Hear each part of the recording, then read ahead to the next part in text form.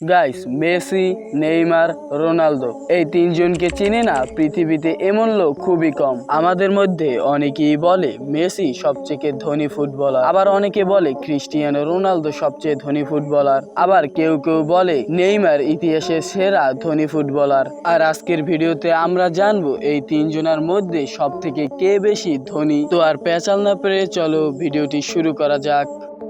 তো আমরা প্রথমেই নেইমারকে নিয়ে কথা বলবো। নেইমারের বাৎসরিক আয় 110 মিলিয়ন মার্কিন ডলার, যা বাংলাদেশি টাকায় প্রায় 1200 কোটি টাকার সমান।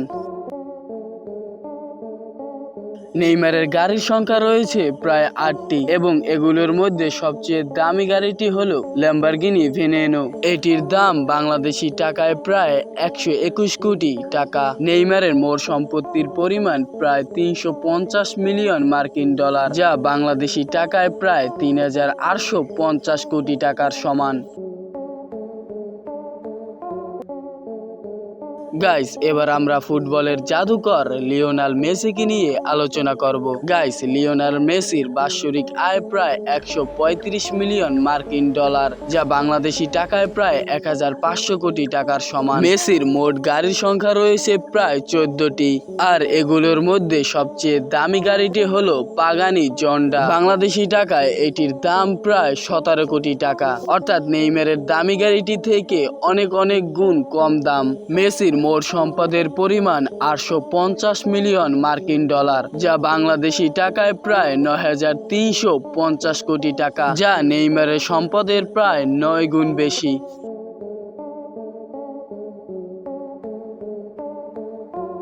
রোনালদোর বাৎসরিক আয় প্রায় 285 মিলিয়ন মার্কিন ডলার, যা বাংলাদেশি টাকায় প্রায় 3135 কোটি টাকার সমান, যা মেসি এবং নেইমারের থেকে অনেক গুণ বেশি।